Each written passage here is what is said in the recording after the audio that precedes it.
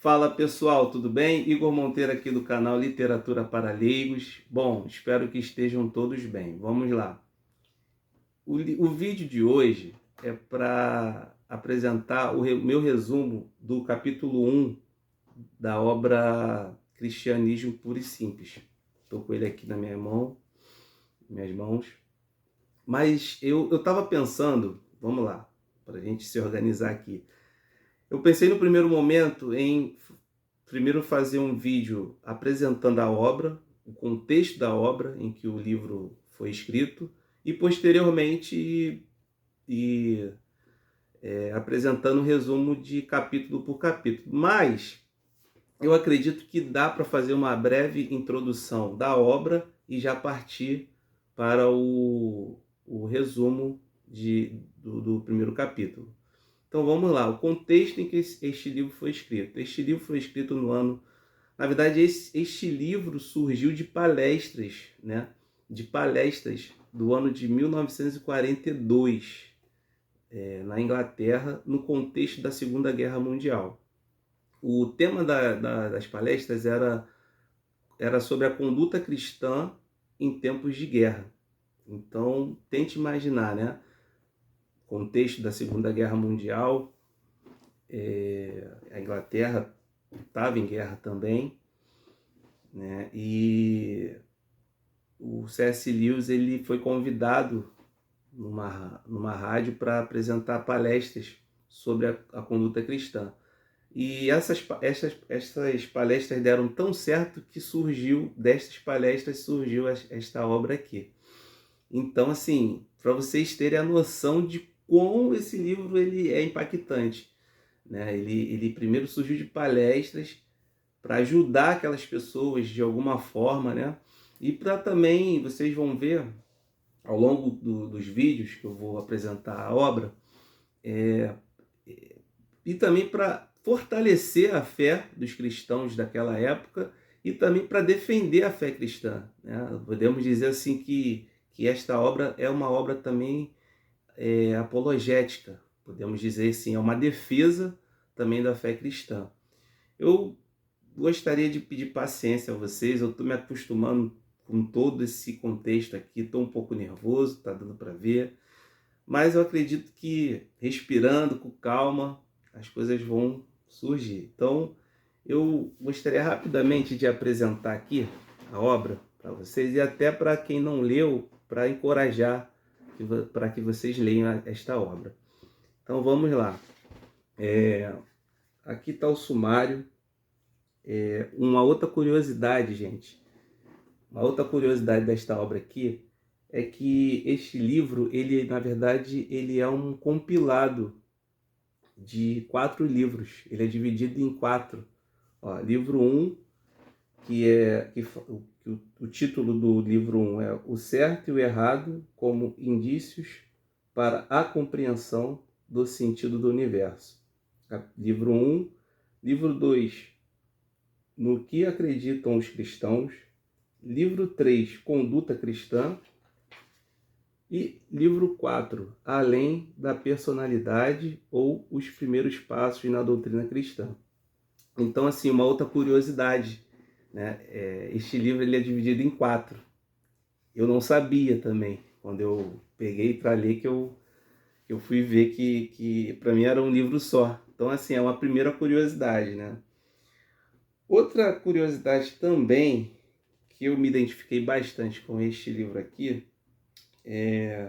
aqui no prefácio, eu vou até ler, gente, peço até desculpa, porque como é o primeiro livro, como é o primeiro vídeo, vai demorar um pouquinho só mais, mas os outros eu prometo para vocês que vai ser mais lento, vai ser mais curto, tá? Mas este primeiro vídeo aqui vai ser um pouquinho extenso, mas nada que, né, com paciência, né, nada que a paciência de vocês não possa suportar, tá bom? Então vamos lá. Eu vou ler um trechinho aqui e à medida que o tempo for passando, vocês vão perceber que até uma forma de apresentar também como que eu leio os livros, eu gosto de nos próprios livros já escrevendo, que aí eu posso repassar meus entendimentos da obra. Então vamos lá. Tem um trecho aqui do prefácio que ele escreveu assim, C.S. Lewis. Aqui cabe um aviso ao leitor. Não oferecerei qualquer tipo de ajuda a ninguém que esteja em dúvida entre duas denominações cristãs. Em outras palavras, não espere de mim qualquer orientação no sentido de você se tornar um anglicano, católico romano, metodista ou presbiteriano. Essa omissão é intencional. Até mesmo a lista que acabei de apresentar está em ordem alfabética. E também não faço mistério sobre a minha posição pessoal. Sou um leigo, mais convencionais da Igreja Anglicana, sem preferência especial pela alta ou pela baixa igreja, tampouco por qualquer outra coisa. Aqui eu quero já quero rapidamente fazer uma pausa aqui. Vou continuar lendo o prefácio, mas essa parte aqui ele se considera um leigo, né? Um cristão leigo. Por quê? Ele não tinha uma formação teológica, né, propriamente dita. Ele era um acadêmico, um professor acadêmico, altamente respeitado naquela época, mas teologicamente ele não tinha, a princípio, uma formação teológica. E eu me identifico bastante também porque eu não tenho uma formação acadêmica, eu não tenho uma formação teológica, e por isso eu me considero também um leigo. Inclusive o canal, né, o nome do canal surgiu também desta obra, né? Esta obra aqui, o livro me incentivou bastante a colocar esse nome, né? Literatura para leigos, pois, como no outro vídeo eu falei, né? Sou leigo, não tenho uma formação também em literatura. Eu tenho até uma formação acadêmica, mas a minha formação acadêmica, ela não é voltada propriamente dita para literatura, e não cabe aqui eu entrar no detalhe, né, da minha formação, mas pausei aqui só para falar rapidamente dessa parte aqui, né, que ele se considerava também um teólogo leigo. Aí ele continua. Até porque neste livro, minha intenção não é converter ninguém à minha posição particular, pois desde que me tornei cristão, penso que talvez o melhor favor que possa fazer aos incrédulos que me cercam é explicar e defender a fé que tem sido comum a quase todos os cristãos de todos os tempos. Eu tinha inúmeros motivos para pensar assim. Em primeiro lugar, as questões que dividem os cristãos entre si muitas vezes envolvem pontos de alta teologia ou mesmo de história eclesiástica, que devem ser tratados exclusivamente pelos especialistas. Tais matérias estão fora do meu alcance. Nessas águas profundas, não tenho condições de ajudar ninguém. Antes, preciso ser ajudado. Em segundo lugar, penso que se deve admitir que a discussão acerca desses pontos controversos não tem qualquer chance de trazer uma pessoa de fora para o seio do cristianismo. Se insistirmos em escrever e falar sobre isso, a probabilidade de desencorajarmos essa pessoa à igreja em uma comunidade cristã é muito maior do que a de atrairmos para a nossa denominação. Então, assim, eu aqui concordo plenamente com ele, porque assim, existem discussões teológicas que não edificam. As pessoas perdem muito tempo, às vezes com algumas questões teológicas, e o cerne da fé cristã está em Cristo, né? Vocês vão ver que o decorrer do livro aqui, ele vai apontar para Cristo, né?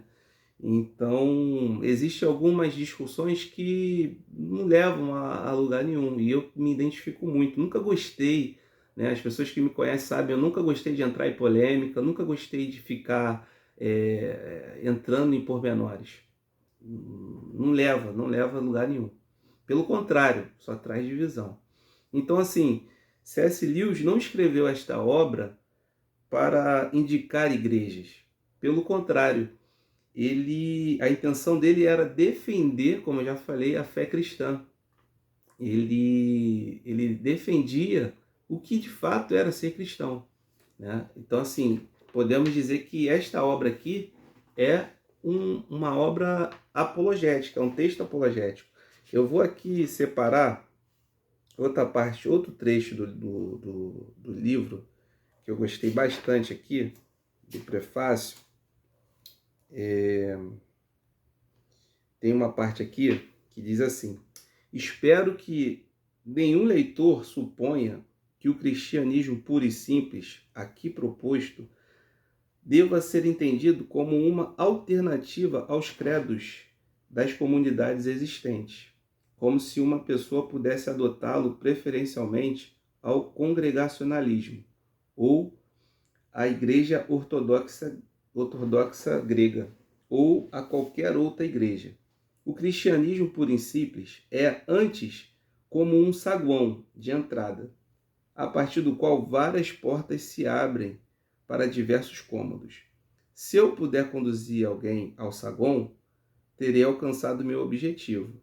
Mas é nos cômodos e não no saguão que há lareiras, cadeiras e refeições.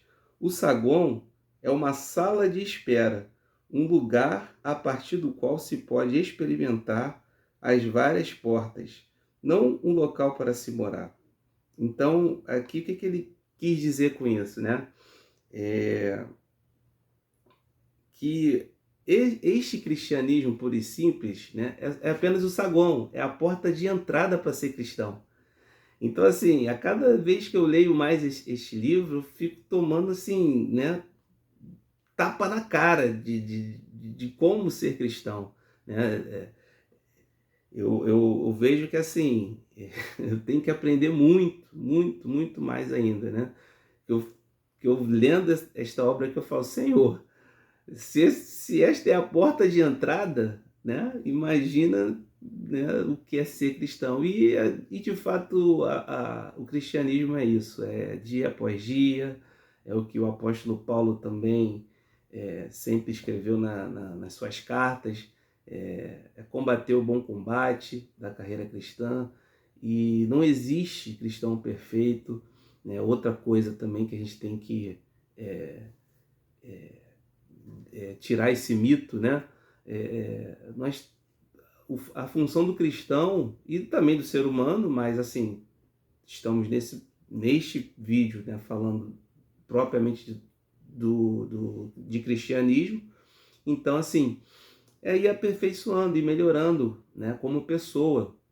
E esta é a minha intenção também, ir melhorando a cada dia mais como pessoa. Tem muito que melhorar, tem muito que aprender ainda, mas este livro é a porta de entrada, né? Podemos dizer assim, né? É a porta de entrada para ser cristão.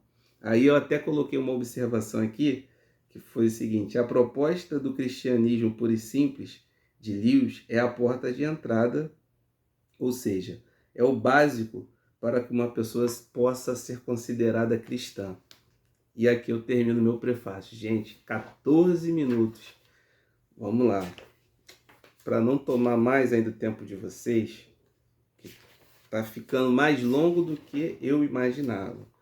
Vamos lá. Resumo aqui, ó. Agora, livro 1, tá? Que é o certo e o errado como indícios para a compreensão do sentido do universo. Então, vamos lá. Este aqui é o título do livro 1. Agora, o título do capítulo do livro 1 é a lei da natureza humana. Então, vamos lá. Aqui, C.S. Lewis começa explicar o conceito de lei da natureza humana.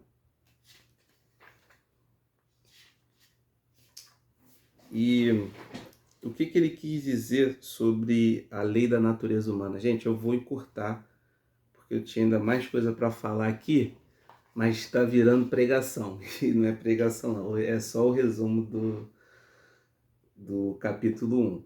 Então vamos lá. O capítulo 1 é a lei da natureza humana. Eu resumi aqui, eu estou lendo isso aqui, ó, é a minha letra. Vou ler aqui o meu resumo do capítulo 1. Bom, o que seria, né, a lei da natureza humana? Né? É a capacidade que o ser humano tem de compreender o certo e o errado. Se dá por... perdão. Gente, estou um pouquinho nervoso, vou ler novamente aqui. A capacidade que o ser humano tem de compreender o certo e o errado se dá por meio do que Lewis chama de lei da natureza humana.